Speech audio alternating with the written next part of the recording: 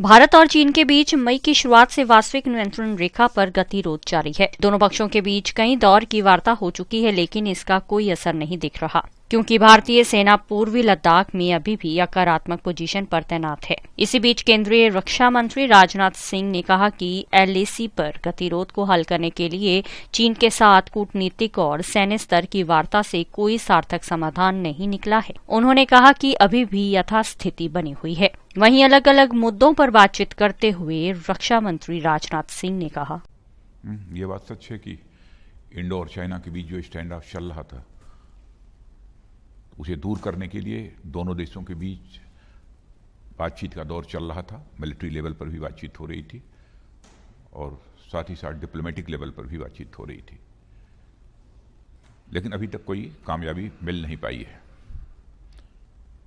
अगले राउंड की भी बैठक होगी, क्योंकि हाल में ही अभी WMCC यानी डिप्लोमेटिक लेवल पर बातचीत दोनों देशों के बीच हुई है, लेकिन मिलिट्री लेवल पर बातचीत अगले राउंड में होने वाली है। वो कभी भी हो सकती है, लेकिन अभी तक कोई सार्थक परिणाम नहीं निकला है।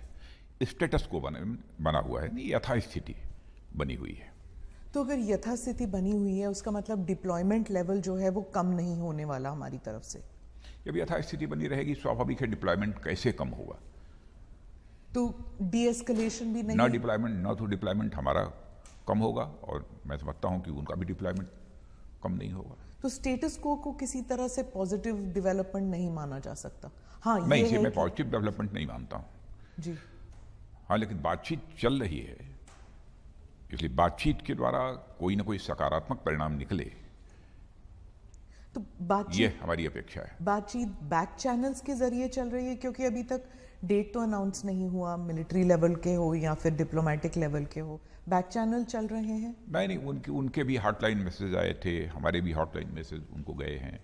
बराबर अभी किन किन मुद्दों पर बातचीत होगी इस संबंध में मैसेजेस का आदान प्रदान दोनों देशों के बीच हो रहा है। नहीं, बार बार प्रधानमंत्री कह रहे हैं, ये पहले भी कहीं MSP था नहीं, पर अब जब नहीं वहम आ गया है तो फिर जब कोई व्यवस्था, मैंने पहले ऐसा था ही नहीं, व्यवस्था चली आ रही थी, और आज भी प्रधानमंत्री कह रहे हैं, हम सब सारे लोग बोल रहे हैं, तो हम अपने ऐसे वचन से मुकर कैसे जाएंगे।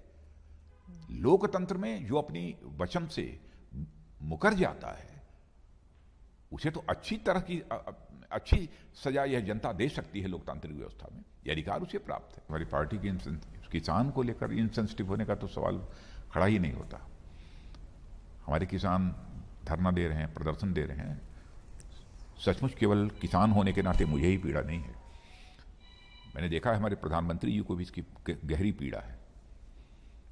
लेकिन प्रश्न ये खड़ा होता है कि जो तीनों यह बिल भारत की संसद द्वारा पास हुए हैं, कृषि संबंधित जो तीनों कानून बने हैं, वह किसानों के हित को, उनके हितों को ध्यान में रखकर बनाए गए। किसानों के ऊपर इस प्रकार का कोई भी आरोप, कोई भी हो, पता नहीं किसने क्या कहा है, मुझे जानकारी नहीं है, नहीं लगाया जाना चाहिए। लेकिन उसे हमारा किसान है, हम किसान के प्रति हृदय की गहराइयों से सम्मान व्यक्त करते हैं, और हर समय भारत के किसानों के प्रति हमारा सिर झुका हुआ है उनके सामने, उनके सम्मान में। वो हमारे अन्नदाता हैं, और जब भी आर्थिक संकट का दौर इस देश में आया है, तो देश की अर्थव्यवस्था को संभालने का काम यदि किसी ने किया है तो इस देश के किसानों ने किया है। लेकिन इकोनॉमिक रिसेशन का दौर, आर्थिक मंदी का दौर आया है, उस समय भी आप अर्थशास्त्रियों से बातचीत करिए, वह इस बात की जानकारी आपको देंगे। तो सचमुच हमारे देश की अर्थव्यवस्था की ताकत है हमारा किसान, कृषि यह रीढ़ है। राष्ट्रीय स्वाभिमान की रक्षा के लिए सिख भाइयों ने जितना बड़ा बलिदान दिया है, उसे भारत कभी भूल नहीं सकता, कभी नहीं भूल सकता। और भारत की संस्कृति की रक्षा करने में हमारे सिख भाइयों का बहुत बड़ा कंट्रीब्यूशन है। तो इसमें और बदसदैव भारत के स्वाभिमान की सुरक्षा के लिए, भारत की संस्कृति की सुरक्षा के लिए जो उनका योगदान है, पहले भी था, आज भी है और कल भी रहेगा।